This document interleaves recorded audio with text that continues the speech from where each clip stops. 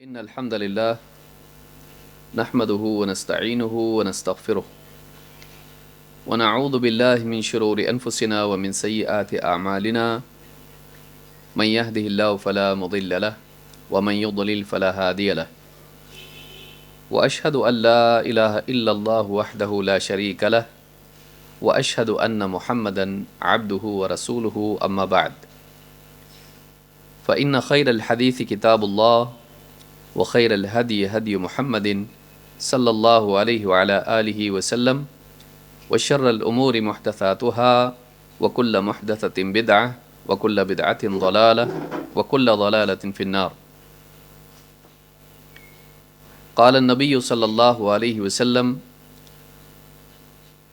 اتق الله حيثما كنت وأتبع السيئة الحسنة حسنة تمحها وخالق الناس بخلق حسن. قابل احترام ماں اور بہنوں، حیات طیبہ اس عنوان کے تحت نبی کریم صلی اللہ علیہ وسلم کی احادیث مبارکہ کا سلسلہ کئی ہفتوں سے جاری ہے، اور پچھلے درس میں حدیث نمبر 4 کا مطالعہ ہم کر رہے تھے، جس میں اللہ کے نبی صلی اللہ علیہ وسلم نے تقویٰ کی، اللہ سے ڈرنے کی اور گناہوں سے بچنے کی خصوصی تلقین کی ہے۔ اس سے معلوم ہوتا ہے کہ کامیابی کا مدار اللہ رب العالمین کے خوف،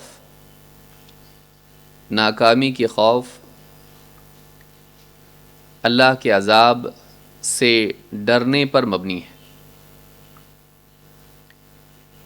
جو انسان برے انجام سے بچتا ہے، ڈرتا ہے،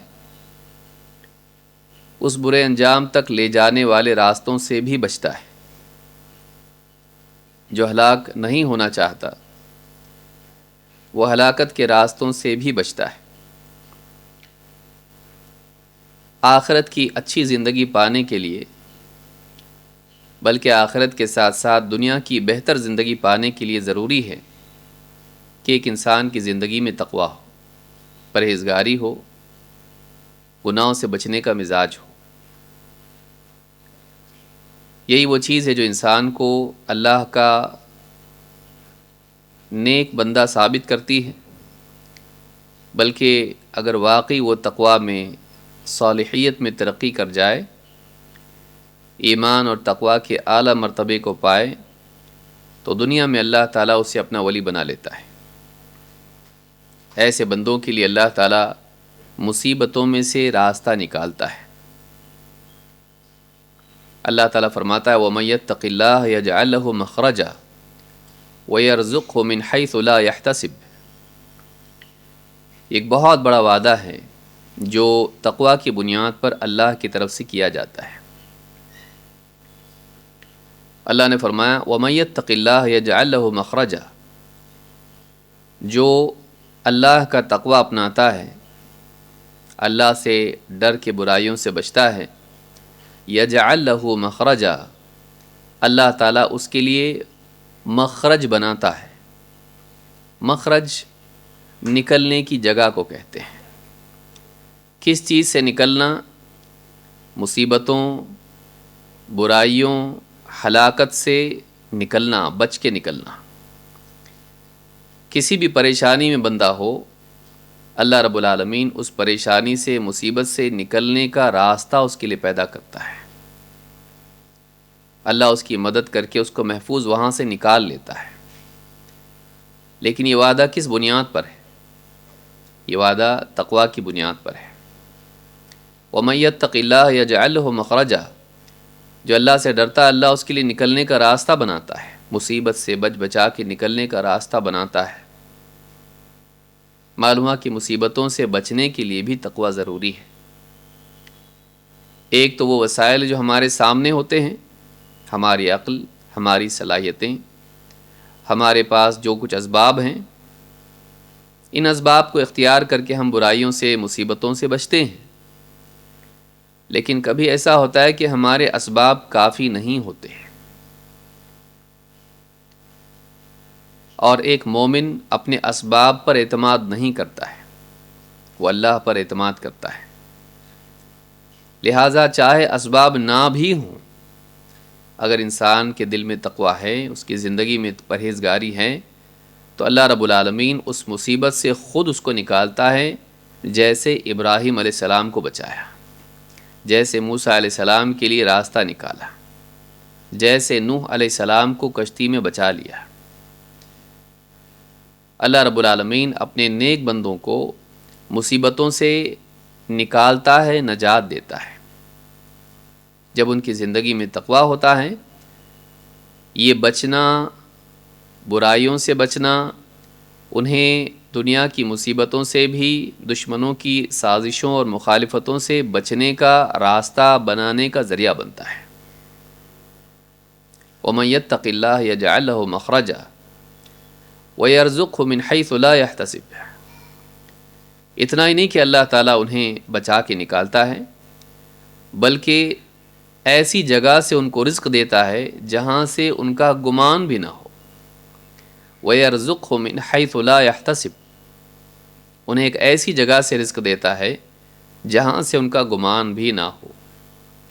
تو نہ صرف مصیبتوں سے بچاتا ہے، بلکہ حیات کے اسباب پیدا کرتا ہے، ان کو ان کا رزق دیتا ہے، اور ایسی جگہ سے رزق دیتا ہے جہاں سے وہ سوچ بھی نہیں سکتے۔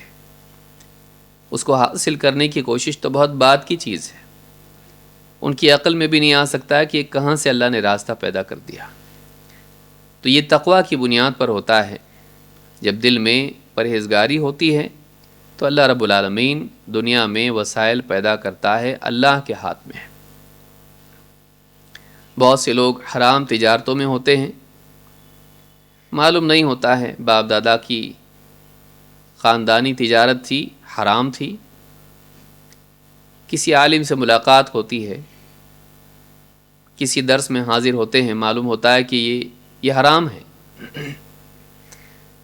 اب ان کی پوری زندگی اسی پر نربھر ہوتی ہے، ڈیپینڈنٹ ہوتی ہے۔ ہمت کرتے ہیں اور کسی طرح سے اس حرام تجارت سے، جاب سے نکل جاتے ہیں۔ شروع میں سمجھ میں نہیں آتا اللہ کیسے انتظام کرے گا۔ سفر کے پہلے کچھ قدم بہت بھاری ہوتے ہیں۔ تقویٰ کا جو سفر ہے، اس سفر کے پہلے قدم بہت مشکل اور بھاری ہوتے ہیں، لیکن وہ اس پر جمے رہتے ہیں، راستہ چھوڑتے نہیں۔ پھر اللہ تعالیٰ شروع میں آزمائش سے گزارتا ہے، فقر و فاقہ، تنگی، پریشانی، سب کچھ آتا ہے، لیکن پھر اللہ تعالیٰ غیب سے ایسا راستہ پیدا کرتا ہے کہ کچھ وقت کے بعد زندگی بالکل پہلے جیسی، بلکہ بعض اوقات اس سے بہتر بن جاتی ہے، اور پچھلی تجارت، پچھلی انکم، یہ ایک خواب بن کے رہ جاتی کہ کبھی میں ایسا بھی کرتے تھے۔ وہ سیٹ ہو جاتے ہیں، ٹھیک ٹھاک چلتے ہیں۔ تو یہ اللہ کی طرف سے مدد ہوتی ہے۔ ہم نے کئیوں کو دیکھا ایسا کہ ماضی میں ان کی تجارت، کاروبار صحیح نہیں تھا، معلوم نہیں تھا، زندگی بھر کرتے رہے، بعض اوقات خاندانی پیشہ تجارت تھی، لیکن جب معلوم ہوا کہ یہ حرام ہے، یہ غلط ہے، تو انہوں نے اس کو چھوڑ دیا، ہمت کی۔ تکلیفیں آئیں، پریشانی آئی، ٹینشن آیا، لیکن کچھ وقت کے بعد میں اللہ رب العالمین نے ان کو جما دیا اور ایسے اسباب پیدا کر دیے کہ دوسرے رزق کے اسباب، تجارت، جو بھی طریقہ، جاب ایسا مل گیا کہ سب کچھ ٹھیک ٹھاک ہو گیا۔ تو یہ ہمت انسان جب کرتا ہے تو اللہ تعالیٰ اس کے لیے مصیبت سے نکلنے کا راستہ پیدا کرتا ہے، اور اس کو ایسی جگہ سے رزق دیتا ہے جہاں سے اس کا گمان بھی نہ ہو۔ تو تقویٰ بہت بڑی چیز ہے، انسان کو زندگی میں ہمت کرنا چاہیے، حرام سے بچنا چاہیے۔ تو حدیث میں اللہ کے نبی صلی اللہ علیہ وسلم نے فرمایا، اتق اللہ حیثما کنت، تو جہاں کہیں ہو اللہ سے ڈرتا رہے۔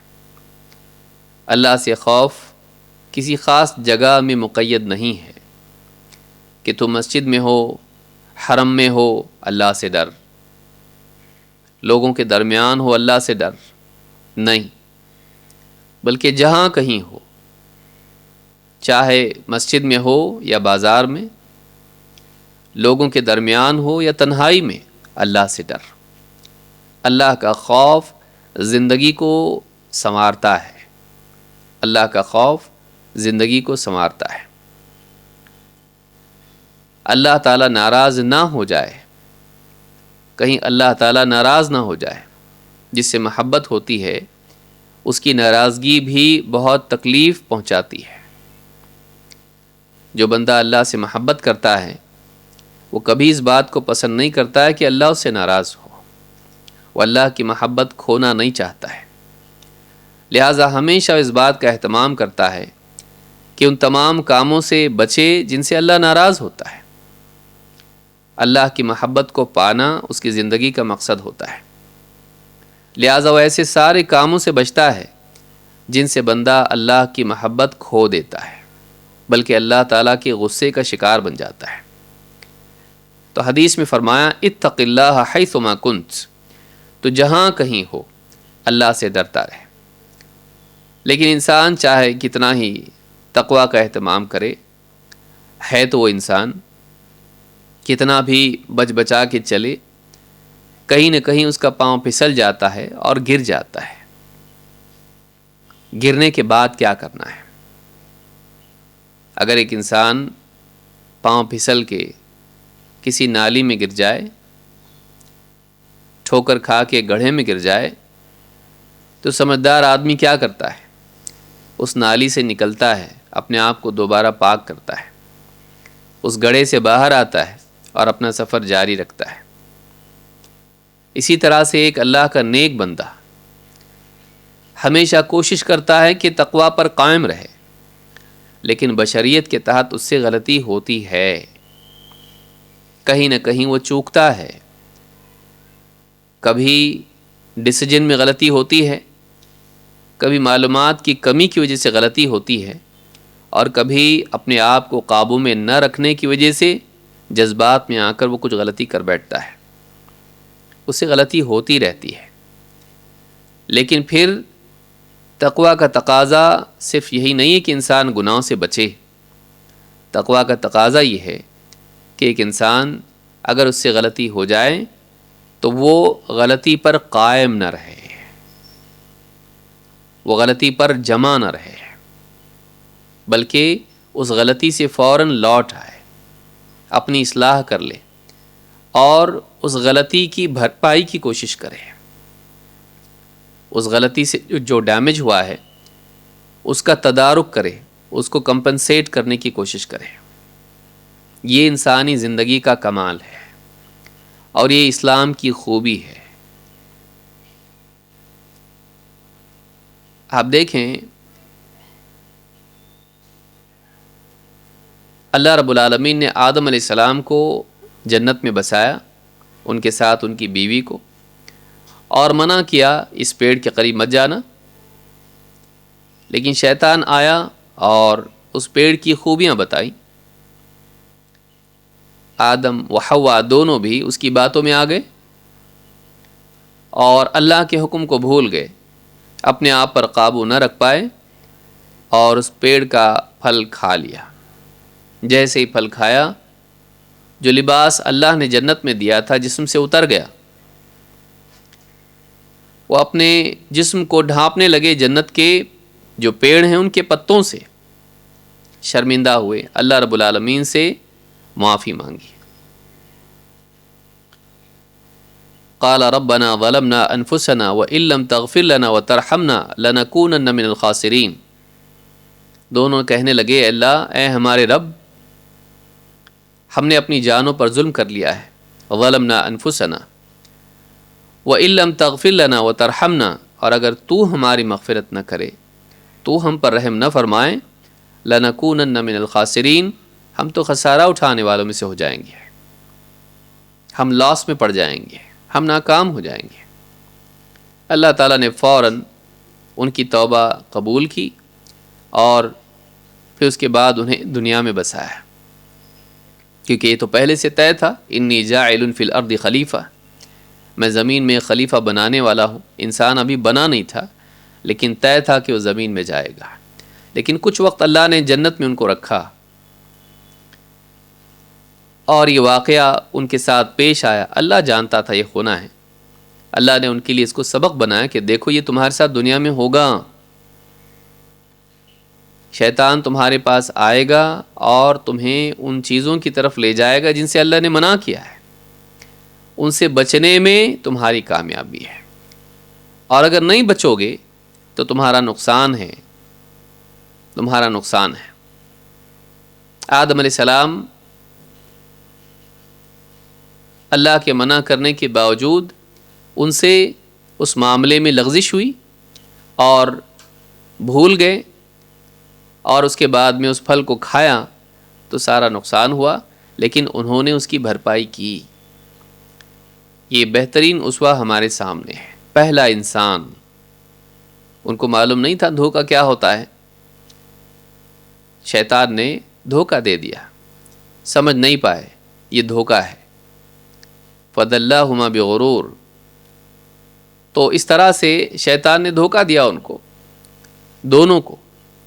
لیکن پھل کھا لینے کے بعد جب احساس ہوا تو فوراً اللہ تعالیٰ کی طرف رجوع ہوئے اور اپنی اس کمی کی تلافی کے لیے اللہ تعالیٰ سے معافی مانگی۔ یہ طریقہ ہر ایمان والے کے لیے ہونا چاہیے کہ اگر کوئی کوتاہی اس سے ہو جائے، کوئی غلطی ہو جائے، کوئی گناہ ہو جائے، تو اس گناہ پر ٹکا نہ رہے، بلکہ فوراً اللہ سے توبہ کر لے، اللہ تعالیٰ اس کو معاف کر دیتا ہے۔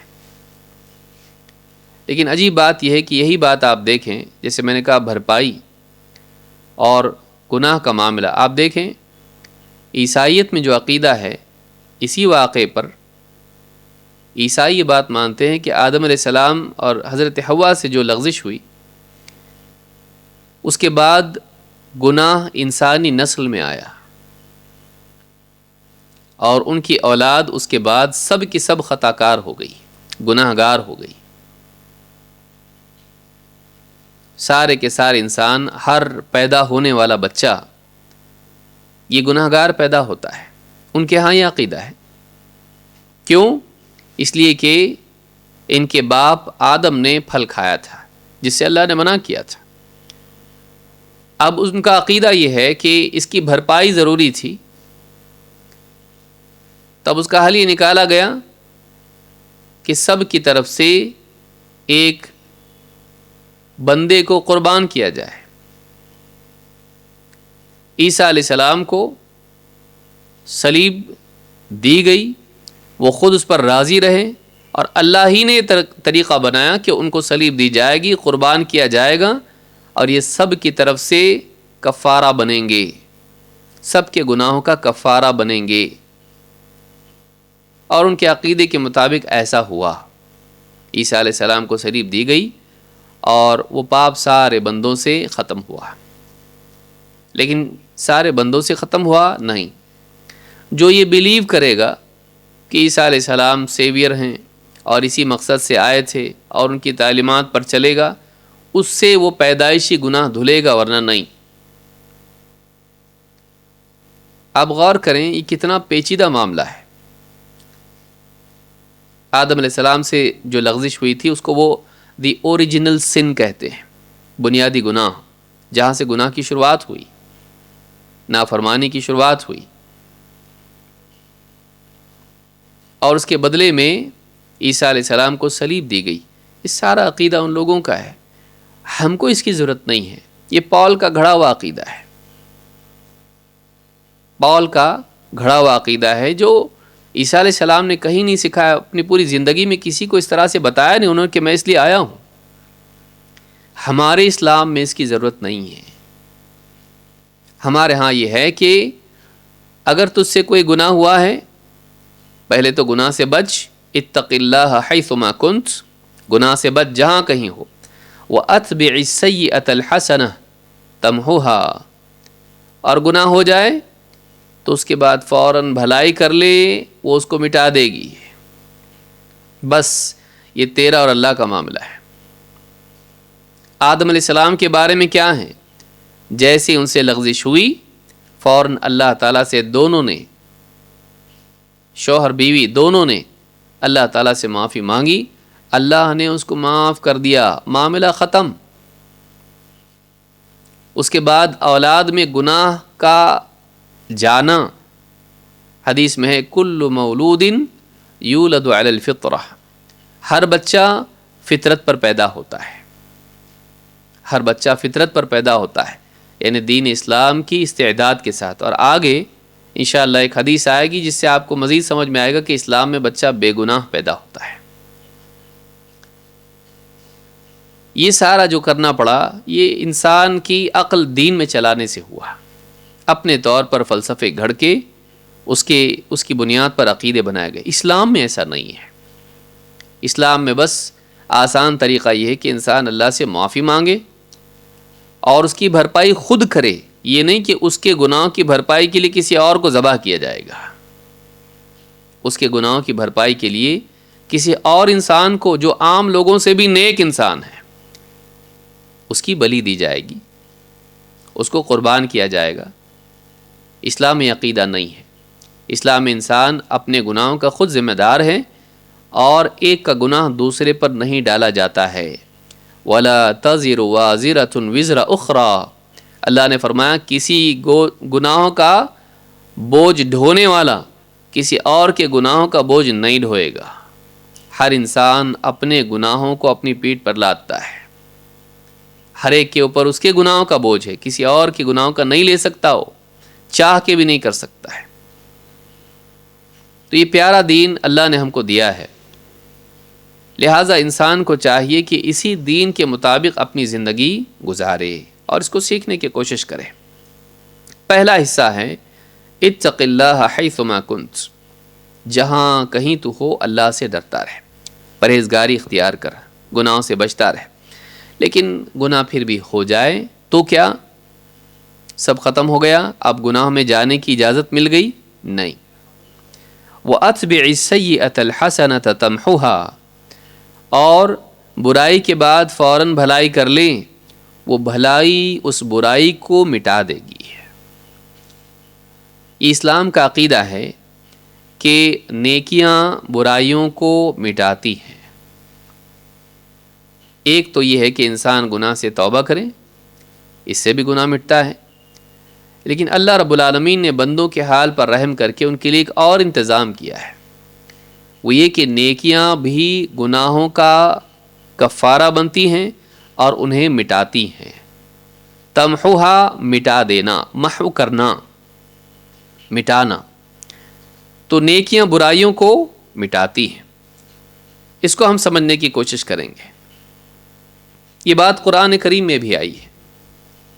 اللہ تعالیٰ نے فرمایا وَأَقِمِ الصَّلَاةَ طَرَفَيِ النَّهَارِ وَزُلَفًا مِّنَ اللَّيْلِ، اور نماز قائم کر دن کے دونوں سروں پر، دن کے دونوں سروں پر۔ اس میں فجر کی نماز بھی آتی ہے، ظہر اور عصر کی نماز بھی آتی ہے۔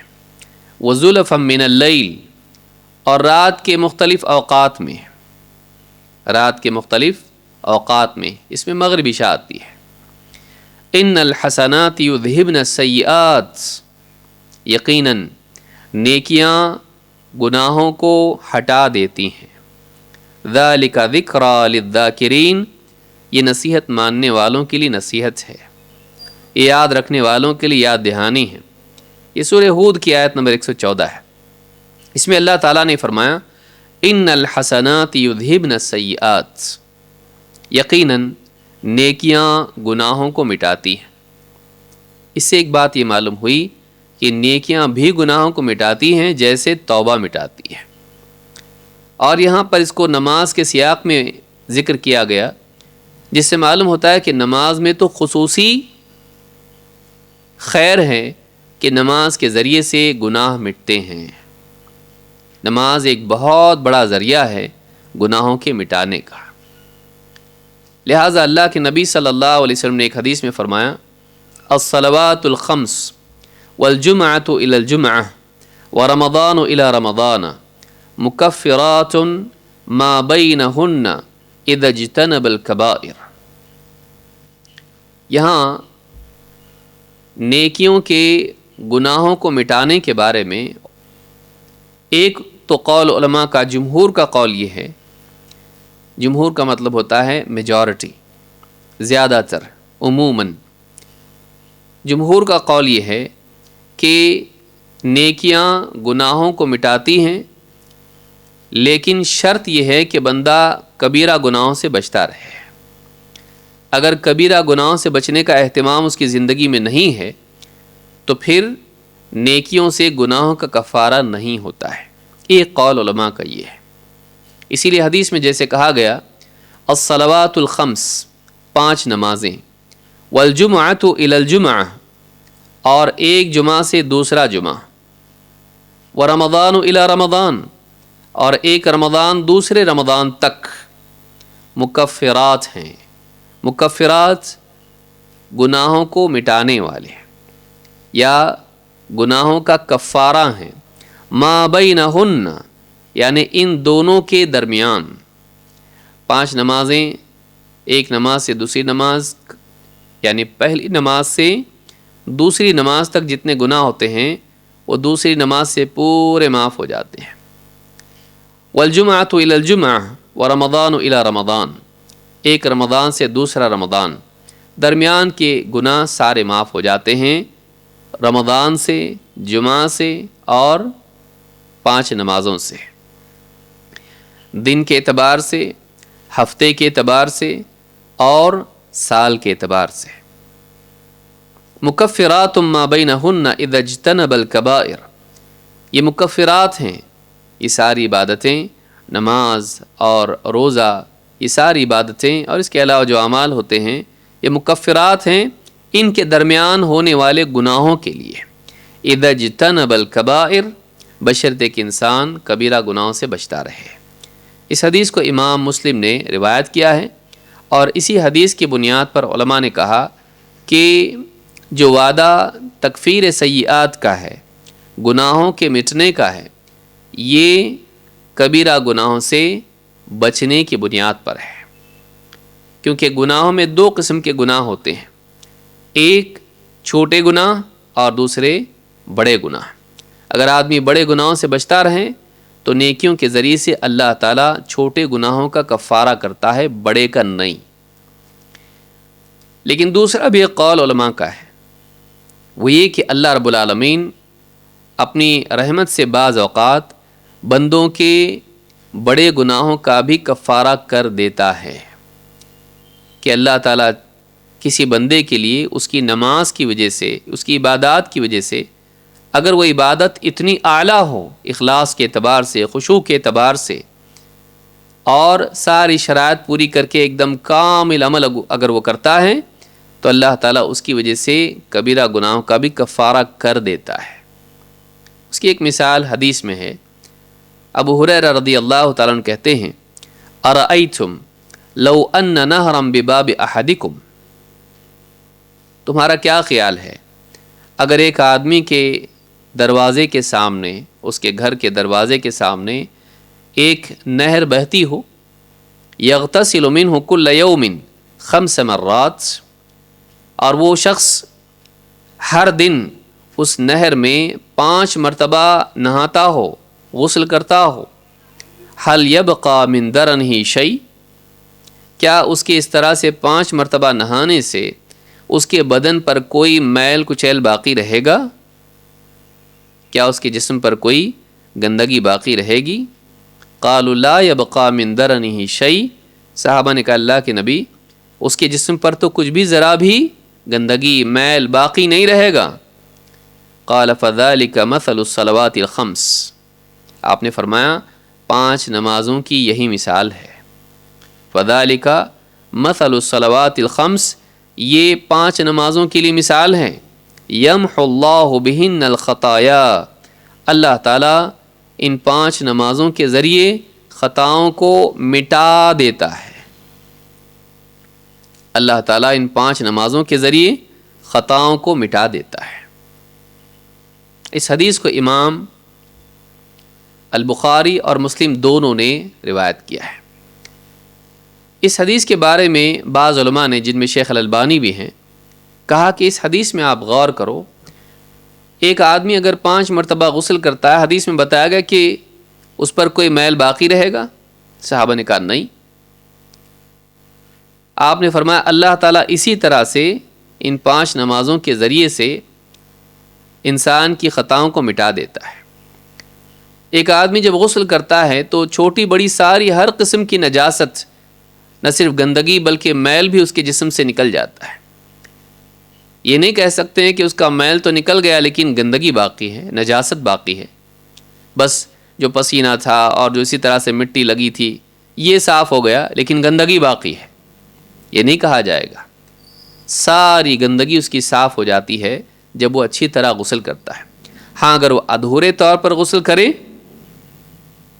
ٹھیک سے غسل نہ کرے، تو ممکن ہے اس کے جسم پر گندگی باقی رہے، لیکن جو انسان سلیقے سے کامل غسل کرتا ہے اس کے جسم سے گندگی، ہر قسم کی گندگی نکل جاتی ہے، کوئی بھی گندگی باقی نہیں رہتی ہے، چھوٹی بڑی ساری گندگی اس کی صاف ہو جاتی ہے، بشرطے کہ اس کا غسل اچھی طرح ہو۔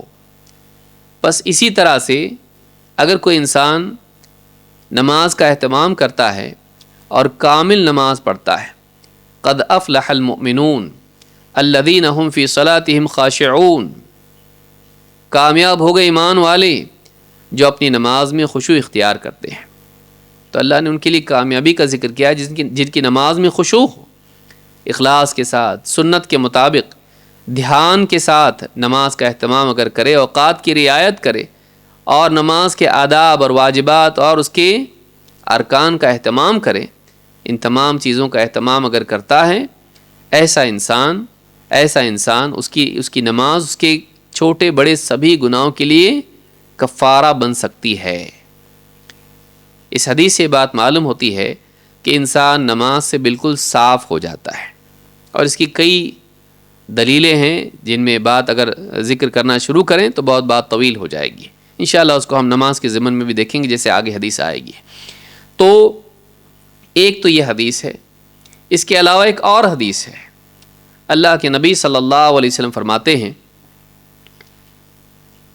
من حج للہ فلم یرفث ولم یفسق، جو شخص اللہ کی خاطر حج کرے اور فلم یرفث، اور حج کے دوران کوئی بے حیائی کا کام نہ کرے، ولم یفسق، اور کوئی گناہ نہ کرے، جھگڑا فساد گالی گلوچ اس طرح کی چیزیں، مار پیٹ بدتمیزی، لوگوں کے ساتھ ان کے حق کی رعایت نہ کرنا، کوئی گناہ کا کام نہ کرے، اللہ کی حدوں سے نہ نکلے۔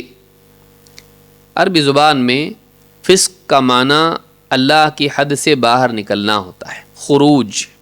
عربی زبان میں فسق کا معنی خروج ہوتا ہے۔ اسی لیے ابلیس کے بارے میں جب اللہ تعالیٰ نے بتایا تو کہا کان من الجن ففسق عن امر ربہ، ابلیس جنات میں سے تھا، ففسق عن امر ربہ، تو وہ اپنے رب کے حکم سے نکل بھاگا، اپنے رب کے حکم سے باہر نکل گیا، یعنی اللہ نے جو حکم دیا تھا اس سے باہر نکل گیا، آزاد ہو گیا۔ تو فسق کا معنی ہوتا ہے اللہ نے جو حکم دیا ہے اس سے فرار اختیار کرنا۔ من حج، اب یہ فسق کلی خروج بھی ہو سکتا ہے کہ اللہ کے حکم کا انکار کر دے، اور یہ فسق یہ بھی ہو سکتا ہے کہ ایک انسان اللہ کی حدیں پار کرے جبکہ ان کو مانتا ہو، تو اسلام سے تو باہر نہیں نکلتا ہے لیکن گناہ گار ہوتا ہے، وہ تقوی سے باہر نکل گیا۔ تو جو حج کرے اللہ کے لیے، پہلی بات دکھاوے کے لیے نہ ہو، شہرت کے لیے نہ ہو، تو یہ قید اس میں ہے کہ جو اللہ کے لیے حج کرے، فلم یرفث، حج میں بے حیائی کا کوئی کام نہ کرے، نگاہوں کی حفاظت کرے اور زبان کی حفاظت کرے، کوئی گندی بات نہ کہے، حرم میں بیٹھ کے ویڈیوز نہ دیکھے۔ عمرہ جانے والے، حج کو جانے والے غور کریں، بعض اوقات حرم میں بیٹھے ہوتے ہیں اور موبائل فون نکالا اور یوٹیوب دیکھنا شروع کر دیا، میسیجز چیک کرنا شروع کر دیا. بعض اوقات بے حیائی کی چیزیں بھی اس میں ہوتی ہیں. من حج للہ فلم یرفث ولم یفسق، نہ اس نے بے حیائی کا کام کیا اور نہ جھگڑا فساد اور اللہ کی نافرمانی کا کام کیا. رجع کیوم ولدتہ امہ، وہ ایسے حال میں حج کر کے واپس لوٹتا ہے جیسے اس دن تھا جس دن اس کی ماں نے اس کو جنم دیا تھا. رجع کیوم ولدتہ امہ، امام البخاری نے اس کو روایت کیا ہے اور کتاب الحج میں حدیث موجود ہے. اس حدیث سے آپ غور کریں کہ رجع کیوم ولدتہ امہ، اس سے مراد کیا ہے؟ جیسے ماں کے پیٹ سے وہ پیدا ہوا، اس دن اس پر کوئی گناہ نہیں تھا، اس دن اس پر کوئی گناہ نہیں تھا. حج سے لوٹنے والا بھی ایسا ہی ہوگا کہ اس پر کوئی گناہ نہیں ہوگا. ظاہر بات ہے اگر صرف چھوٹے گناہ معاف ہوتے ہیں تو یہ نہیں کہا جائے گا کہ وہ ایسے لوٹا جیسے ماں کے پیٹ سے پیدا ہوا ہے. اس سے معلوم ہوتا ہے کہ نیکیاں بعض اوقات اگر کمال کے ساتھ ہوں تو نیکیوں پر اللہ تعالیٰ کبیرہ گناہوں کو بھی معاف کر دیتا ہے. یہ بہت بڑی خوشخبری ہے اہل ایمان کے لیے، بشرطے کہ ان کا نیک عمل اتنا اعلیٰ ہو. اس کی موٹی مثال اگر آپ کو یاد ہو اور آپ نے غور کیا ہو تو اس عورت کی مثال ہے جس میں اس نے ایک کتے کو پانی پلایا تھا. بتائیے، کتے کو پانی پلانا ایک نیکی ہے.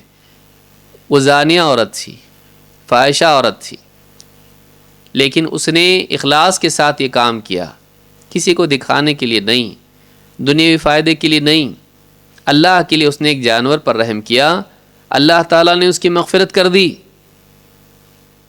یہ نہیں کہا کہ اس کے چھوٹے گناہ معاف کر دیے بس، بلکہ کہا کہ اس کی مغفرت کر دی، سارے گناہ اس کے معاف کر دیے. تو اس سے معلوم ہوتا ہے کہ بعض نیکیاں ایسی ہوتی ہیں کہ اللہ کو اتنی پسند آ جاتی ہیں، کمال درجے میں وہ نیکیاں ہوتی ہیں کہ اللہ تعالیٰ ان کی بنیاد پر بندوں کے سارے گناہوں کو معاف کر دیتا ہے. جیسی وہ نیکی ہوگی ویسے اللہ کے ہاں مغفرت کا اور کفارے کا معاملہ ہوگا. اس لیے انسان کو چاہیے کہ جب بھی کوئی نیکی کرے اچھے سے کرے. کرنا تو ہے ہی ہے تو پھر اس کو خراب کیوں کرے؟ اس کو یوں ہی کسی طرح سے رسمی طور پر کیوں کرے؟ وہ نماز پڑھے، اچھے سے پڑھے، تلاوت کرے، دل لگا کر کرے، ذکر کرے اللہ کی طرف توجہ کے ساتھ اور قلب کی اللہ کی طرف دل کو موڑ کر کرے، صدقات کرے یا جو بھی نیکی کرے کسی کے کام آئیں اخلاص کے ساتھ اور اعلیٰ کیفیات کے ساتھ اس عمل کو کرے.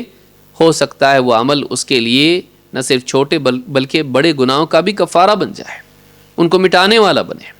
یمحو اللہ بہن الخطایا، اللہ تعالیٰ اس کی خطاؤں کو مٹا دیتا ہے. یا یہاں جیسے کہا رجع کیوم ولدتہ امہ، اس دن جیسے ماں نے جنم دیا تھا بالکل ویسا ہو جائے گا. تو یہ گناہوں کے اعتبار سے کیفیت بتائی گئی کہ گناہوں سے پاک صاف ہوتا ہے. اس سے بھی معلوم ہوتا ہے کہ عیسائیت میں جو عقیدہ ہے کہ بچہ جب پیدا ہوتا ہے تو گناہ اس پر ہوتا ہے، اسلام میں وہ نہیں ہے. اسلام میں ہے کہ ماں کے پیٹ سے جب پیدا ہوتا ہے تو گناہوں کے ساتھ پیدا نہیں ہوتا ہے. تو یہ بہت اہم بات ہے جو یہاں ہم کو معلوم ہوئی. ایک اور حدیث مزید اس کو واضح کرتی ہے. اللہ کے نبی صلی اللہ علیہ وسلم فرماتے ہیں اذا توضأ العبد المؤمن، جب ایک مومن بندہ، اور آپ غور کریں کہ مطلب بہت ساری نیکیاں، عبادات اور اعمال ہم سرسری طور پر کر لیتے ہیں لیکن ان میں احتساب نہیں کرتے. احتساب کس کو کہتے ہیں؟ نیکیوں پر جو وعدہ اللہ کی طرف سے ہے اس کے احتضار کے ساتھ میں، اس کو دل میں رکھتے ہوئے اور اس کی طلب میں نیکی کرنا، اللہ کے وعدے کی طلب میں نیکی کرنا ہم نہیں کر پاتے ہیں. اس لیے بہت سارے اعمال ہمارے رسمی بن جاتے ہیں. وضو جیسا عمل، یہ کتنا عظیم عمل ہے، وضو جیسا عمل بھی کتنا عظیم عمل ہے اور اسلام کتنا پیارا دین ہے، جس میں وضو بھی انسان کے لیے گناہوں کا کفارہ بن جاتا ہے۔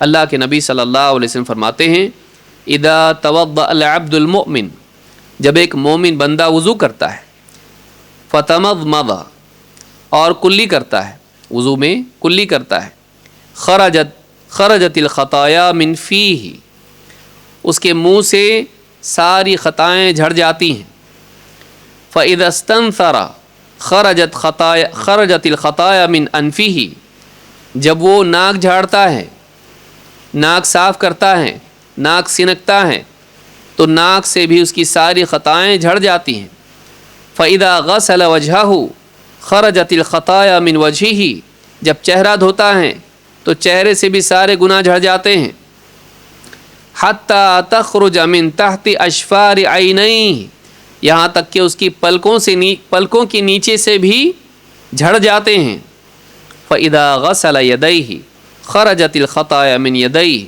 جب دونوں ہاتھ دھوتا ہے تو دونوں ہاتھوں سے بھی گناہ جھڑ جاتے ہیں، حتی تخرج من تحت اظفار یدیہ، یہاں تک کہ اس کے دونوں ہاتھوں کے ناخنوں کے نیچے سے بھی گناہ نکل جاتے ہیں، فاذا مسح برأسہ خرجت الخطایا من رأسہ حتی تخرج من اذنیہ، اور جب وہ سر کا مسح کرتا ہے تو اس کے سارے گناہ سر سے جھڑ جاتے ہیں، یہاں تک کہ دونوں کانوں سے بھی جھڑ جاتے ہیں، فاذا غسل رجلیہ خرجت الخطایا من رجلیہ، اور جب وہ دونوں پاؤں دھوتا ہے تو ان دونوں پاؤں سے بھی اس کی ساری خطائیں نکل جاتی ہیں، جھڑ جاتی ہیں، حتی تخرج من تحت اظفار رجلیہ، یہاں تک کہ اس کے دونوں پاؤں کی انگلیوں کے ناخنوں سے بھی ان کے نیچے سے بھی گناہ جھڑ جاتے ہیں، ثم کان مشیہ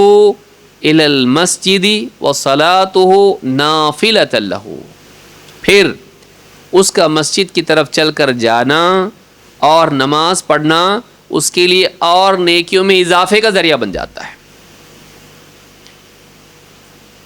آپ غور کریں، یعنی اس حدیث کو امام مالک نے اپنی موطا میں، امام احمد نے اپنی مسند میں، امام النسائی، ابن ماجہ اور حاکم نے اس کو روایت کیا ہے، حاکم نے مستدرک میں اس کو روایت کیا ہے، اور یہ الفاظ نسائی کے ہیں اور حدیث صحیح ہے، صحیح الجامع الصغیر حدیث نمبر 449۔ اس میں آپ دیکھیں، اس میں دو باتیں معلوم ہو رہی ہیں۔ ایک تو یہ کہ اس کے سارے گناہ وضو کے ساتھ جھڑ گئے، اور مسجد کی طرف چلنا اور نماز ادا کرنا یہ اس کے لیے ایکسٹرا ہو گیا ہے۔ نافلہ کا مطلب کیا ہوتا ہے؟ زائد، اب وہ ایڈیشنل ہو گیا اس کے لیے۔ اگر صحیح طریقے سے وضو کر لیں تو یہی وضو بھی اس کے لیے گناہوں کا کفارہ بن سکتا ہے، اگر وضو ویسا ہو، سارے گناہ معاف۔ اور اس کے بعد جب مسجد کی طرف چلتا ہے تو اب گناہ تو سب ختم ہو گئے، اب کیا؟ تو اللہ تعالیٰ اگر کسی کے گناہ ختم ہو گئے اور وہ نیکی کرتا ہے تو اللہ تعالیٰ اس کی نیکیوں کو بڑھا دیتا ہے۔ تو اس سے ایک بات یہ بھی معلوم ہوئی کہ اگر کسی نے توبہ کر لی اور پھر نیکی کی تو وہ سارے وعدے کاہے کے ہیں کہ اس کے گناہ معاف ہوتے ہیں، تو آدمی کہے گا گناہ ہی نہیں تو معاف کیا ہوگا اب؟ تو کیا عمل ضائع ہو گیا؟ نہیں، بلکہ جب کسی انسان کی توبہ ہو جائے اور اس توبہ کے بعد وہ نیکی کرے اور اس نیکی پر کفارے کا وعدہ ہو تو اب گناہ تو ہے نہیں تو معاف کیا ہوگا؟ تو اللہ تعالیٰ اس کے بدلے میں اس کو نیکیاں عطا کرتا ہے۔ اگر کسی کے گناہ ہی نہ ہو اور ایسا عمل کرے جس پر گناہ مٹائے جاتے ہیں، تو جب گناہ ہی نہیں تو کیا مٹایا جائے گا؟ تو اللہ تعالیٰ ایسے بندے کے عمل کو ضائع نہیں کرتا ہے، بلکہ اس عمل پر گناہ مٹانے کی بجائے اتنی ہی نیکیاں اس کو عطا کرتا ہے، کیونکہ اس کی نیکیاں قیامت کے دن پرڑے میں رہ کے اس کے گناہوں کے برابر بن جائیں گی اگر رہے تو بھی۔ تو یہ بھی کفارے کا ایک طریقہ ہے، ایک ذریعہ ہے۔ اس حدیث سے بات معلوم ہوتی ہے کہ وضو جیسا عمل بھی گناہوں کو مٹانے والا ہوتا ہے، بشرطے کہ وہ انسان اخلاص کے ساتھ اور صحیح طریقے سے وضو کرے، کامل وضو کرے۔ بعض اوقات آدمی وضو کرتا ہے، ایڑیوں کا حصہ سوکھا رہ جاتا ہے لاپرواہی کے ساتھ، اور کبھی کوہنیاں سوکھی رہ جاتی ہیں، کبھی پیشانی سوکھی رہ جاتی ہے۔ اس طرح سے ادھورا وضو کرنا نہ صرف وضو کو خراب کرتا ہے بلکہ نماز کو بھی خراب کرتا ہے۔ اللہ کے نبی صلی اللہ علیہ وسلم نے ایسے لوگوں کو ڈانٹا اور کہا ویل للعقاب من النار، ویل للعقاب من النار، سوکھی ایڑیوں کے لیے جہنم کی وعید ہے۔ کوئی لاپرواہی کر کے ایڑیاں سوکھی رہ جاتی ہیں اور ویسے اٹھ کے وضو کر کے نماز پڑھ لیتا ہے، ایسے آدمی کے لیے ثواب نہیں بلکہ اللہ کے عذاب کی دھمکی ہے۔ کیوں؟ اس نے اللہ کی عبادت میں لاپرواہی کی ہے، تو لاپرواہی اللہ کو پسند نہیں۔ تو یہاں پر یہ بات معلوم ہوئی کہ بہت ساری نیکیاں ہیں جن میں گناہوں کا کفارہ ہوتا ہے، اور یہ کفارہ کبیرہ گناہوں کا بھی ہو سکتا ہے، یعنی کبیرہ گناہ بھی معاف کیے جاتے ہیں۔ یہ بعض علماء کا قول ہے جس میں شیخ الالبانی بھی ہیں، اور اسی طرح سے مختلف علماء نے بات کہی ہے۔ ابو العباس القرطبی نے بات کہی ہے، اور بھی کئی علماء نے بات اپنی کتابوں میں ذکر کی ہے۔ اس تعلق سے قرآن کریم کی ایک آیت ہے جس سے اس مسئلے میں ایک اور بات معلوم ہوتی ہے۔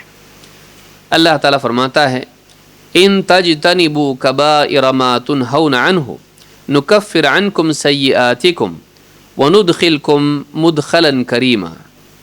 اگر تم بڑے بڑے گناہوں سے بچتے رہو، وَإِن تَجْتَنِبُوا كَبَائِرَ مَا تُنْهَوْنَ عَنْهُ، اگر تم بڑے بڑے گناہوں سے جن سے تم کو منع کیا گیا ہے اگر بچتے رہو، نُكَفِّرْ عَنْكُمْ سَيِّئَاتِكُمْ، ہم تمہارے چھوٹی چھوٹی خطاؤں کو معاف کر دیں گے، وَنُدْخِلْكُمْ مُدْخَلًا كَرِيمًا، اور ہم تم کو اکرام کے ساتھ جنت میں داخل کر دیں گے۔ یہ سورہ نساء کی آیت نمبر 31 ہے۔ اس میں ابن کثیر اس آیت کے ضمن میں کہتے ہیں ائی اذا اجتنبتم کبائر الآثام التي نہیتم عنہا، اگر تم کبیرہ گناہوں سے بچتے رہو جن سے تم کو منع کیا گیا ہے، کفرنا عنکم صغائر الذنوب، ہم تمہارے چھوٹے گناہوں کا کفارہ کر دیں گے، وادخلناکم الجنہ، اور ہم تم کو جنت میں داخل کر دیں گے۔ اس آیت کے بارے میں شیخ الالبانی کہتے ہیں کہ گناہوں کا کفارہ، چھوٹے گناہوں کا کفارہ تو صرف اسی بنیاد پر ہوتا ہے کہ آدمی بڑے گناہوں سے بچے۔ چھوٹے گناہوں کا کفارہ اسی بنیاد پر ہو جاتا ہے کہ انسان کبیرہ گناہوں سے بچتا ہو، تو صرف بچنے پر ہی اللہ تعالیٰ چھوٹے گناہوں کا کفارہ کر دیتا ہے۔ باقی جتنی نیکیاں ہیں وہ چھوٹے اور بڑے سبھی گناہوں کا کفارہ کر دیتی ہیں۔ نیکیاں جو ہوتی ہیں یہ تو گناہوں سے بچنا ہوا نا، کبیرہ گناہوں سے بچو گے ہم چھوٹی چھوٹی خطاؤں کو معاف کر دیں گے، تو یہ بغیر نیکی کے صرف کبیرہ گناہوں سے بچنے پر وعدہ ہے، صرف کبیرہ گناہوں سے بچنے پر وعدہ ہے کہ تم اگر کبیرہ گناہوں سے بچو گے ہم چھوٹے گناہوں کو معاف کر دیں گے۔ لیکن پھر نیکیوں کا کیا؟ نیکیوں سے بھی تو گناہ معاف ہوتے ہیں، کہا کہ نیکیوں کے اوپر کبیرہ بڑے گناہ جو ہوتے ہیں وہ بھی معاف کیے جا سکتے ہیں۔ اگر آدمی نیکی کرتا ہے اور نیکی اچھی ہو تو اللہ تعالیٰ اس کے بڑے چھوٹے سارے گناہوں کو معاف کر سکتا ہے، بشرطے کہ نیکی ویسی ہو۔ تو یہ دونوں آیتیں اس طرح سے شیخ الالبانی نے جمع کر کے بات کہی ہے۔ ابن عباس رضی اللہ تعالیٰ عنہ فرماتے ہیں، سوال ہے کہ بڑے گناہ کون سے ہیں؟ ابن عباس کہتے ہیں ان تجتنبوا کبائر ما تنہون عنہ، اگر تم بڑے بڑے گناہ جن سے تم کو منع کیا گیا ہے بچتے رہو، کہتے ہیں الکبائر کل ذنب ختمہ اللہ بنار او غضب او لعنت او عذاب۔ کبیرہ گناہ ہوتا کیا ہے؟ کہتے ہیں کبیرہ گناہ ہر وہ گناہ ہے جس پر اللہ تعالیٰ نے جہنم کا وعدہ یا جہنم کی وعید کی ہے، بیان کی ہے کہ اس کے بدلے جہنم میں ڈالا جائے گا۔ ایسا ہر گناہ جس پر جہنم کی وعید ہو کبیرہ گناہ ہے، یا جس پر اللہ نے بتایا کہ اللہ اس پر غصہ ہوتا ہے کبیرہ گناہ ہے، یا اس پر اللہ نے لعنت کی ہو کبیرہ گناہ ہے، یا دنیا میں اللہ نے اس پر عذاب کی دھمکی دی ہو وہ بھی کبیرہ گناہ ہے۔ ابن عباس نے چار چیزیں یہاں بیان کی کہ ہر وہ گناہ جس پر جہنم کی وعید ہو، اللہ کے غضب کا ذکر ہو، اللہ کی لعنت کا ذکر ہو یا دنیا میں عذاب کا ذکر ہو، یہ ہر گناہ اس طرح کا یہ کبیرہ گناہ ہوتا ہے۔ علماء نے اور بھی باتیں بیان کی دوسری دلیلوں کی بنیاد پر، لیکن یہ 4 باتیں ابن عباس کہتے ہیں کہ ہر وہ گناہ کبیرہ ہے جس پر اس طرح کا وعدہ یا وعید اللہ نے سنائی ہے۔ ابن جریر الطبری اور ابن ابی حاتم نے اپنی تفسیر میں اس کو روایت کیا ہے۔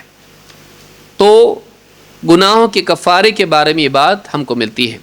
ایک اور حدیث، آخری حدیث میں ذکر کروں گا، جس سے معلوم ہوتا ہے کہ مجلس میں ہم بیٹھتے ہیں اور ہم سے بات چیت میں کوتاہیاں ہوتی ہیں، تو اور خاص کر کے ہم جب فری مجلسوں میں ہوتے ہیں، خواتین آپس میں جڑ کے بیٹھیں، مرد آپس میں بیٹھ گئے، کبھی غیبت ہو رہی ہے، کبھی فضول بات ہو رہی ہے، کبھی کسی کا مذاق ہو رہا ہے، کبھی سنی سنائی باتیں ہم ذکر کر رہے ہیں، لاپرواہی میں انسان سے کئی غلطیاں کوتاہیاں مجالس میں ہوتی ہیں۔ حتیٰ کہ دینی مجالس میں ہم بیٹھتے ہیں تو بعض اوقات اس مجلس کا حق ہم ادا نہیں کر پاتے ہیں، ہم سے لغزشیں ہوتی ہیں، ادب سے ہم نہیں سن پاتے ہیں، دھیان سے قرآن کی آیتوں کو نہیں سن پاتے ہیں، کتنی ساری کوتاہیاں ہم سے ہوتی ہیں۔ اور دنیا مجالس میں تو اور بھی غلطیاں ہم سے ہوتی ہیں، غفلت اور بد کلامی اور نہ جانے کتنی چیزیں ہوتی ہیں، بعض اوقات بدگمانیاں بھی ہوتی ہیں، غیبتیں بھی ہوتی ہیں۔ تو ایسی صورت میں اس مجلس کا کفارہ کیا ہے؟ اللہ کے نبی صلی اللہ علیہ وسلم فرماتے ہیں، من جلس فی مجلس فکثر فیہ لغطہ، جو کسی مجلس میں بیٹھے اور اس سے بہت لغزشیں ہو جائیں، کثر فیہ لغطہ، لغط لغزش، کوتاہی ہونا، غلطی ہونا، فقال قبل ان یقوم من مجلسہ ذلک، اس مجلس سے اٹھنے سے پہلے اگر وہ یہ دعا پڑھ لیں، کون سی دعا؟ سبحانک اللہم وبحمدک اشہد ان لا الہ الا انت استغفرک واتوب الیک، اگر یہ دعا پڑھتا ہے سبحانک اللہم وبحمدک اشہد ان لا الہ الا انت استغفرک واتوب الیک، اگر اتنی سی دعا وہ پڑھ لیتا ہے کہ اے اللہ میں تیری پاکی بیان کرتا ہوں، تمام عیوب سے تو پاک ہے، وبحمدک اور ساتھ ہی تیری حمد بھی کرتا ہوں، اشہد ان لا الہ الا انت، اے اللہ میں اس بات کا گواہ ہوں کہ تیرے سوا کوئی عبادت کے لائق نہیں، استغفرک واتوب الیک، میں تجھ سے مغفرت کی دعا کرتا ہوں اور میں تیری طرف رجوع کرتا ہوں، تیری طرف لوٹ آتا ہوں، توبہ کرتا ہوں، اگر یہ دعا پڑھتا ہے، آپ فرماتے ہیں الا غفر له ما كان من مجلسه ذلك، اس مجلس میں جو بھی غلطی اس سے ہوئی ہے ساری غلطیوں کی مغفرت ہو جاتی ہے۔ ہم کتنی مجلسوں میں بیٹھتے ہیں اور بعض اوقات بہت غلطیاں ان مجلسوں میں کرتے ہیں، لیکن ویسے اٹھ کے چلے جاتے ہیں، اپنے اپنے کام میں لگ جاتے ہیں اور وہ گناہ ہمارا باقی رہتا ہے، الا یہ کہ ہم توبہ کریں۔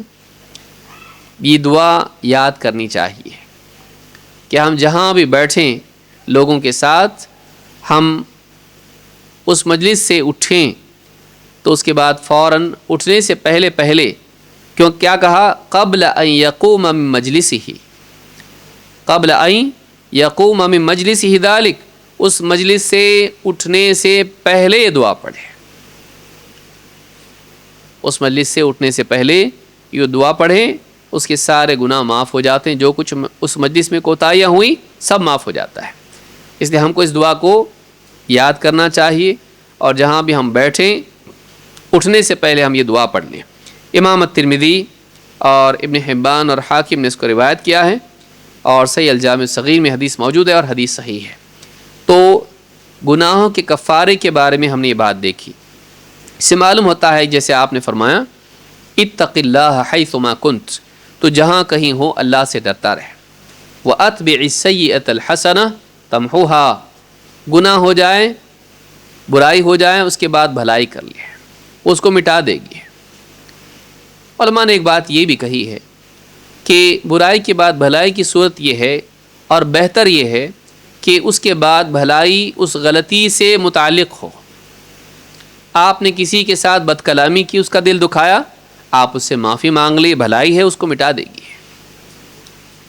آپ نے اگر کسی کے بارے میں غیبت کر دی، اس سے آپ معافی مانگ لیں، لوگوں کے سامنے اس کی خوبی بیان کریں تاکہ لوگوں کے دل میں اس کے لیے برائی نہ آئے۔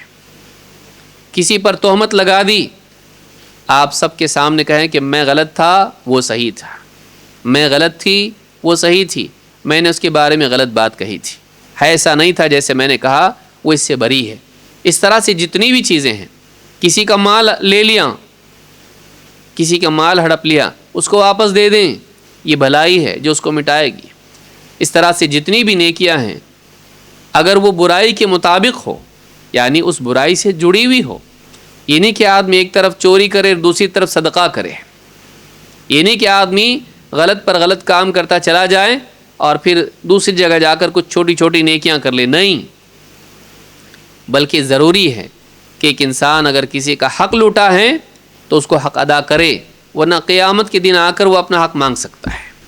آدمی یہ نہ کرے کہ لوگوں کا مال کھاتا چلا جا رہا ہے اور حج کو جا رہا ہے، حج سے لوٹے گا ویسے جیسے ماں کے پیٹ سے پیدا ہوا، گناہ معاف ہوگا، حق باقی رہے گا۔ گناہ تو معاف ہو گیا، حق تو باقی ہے۔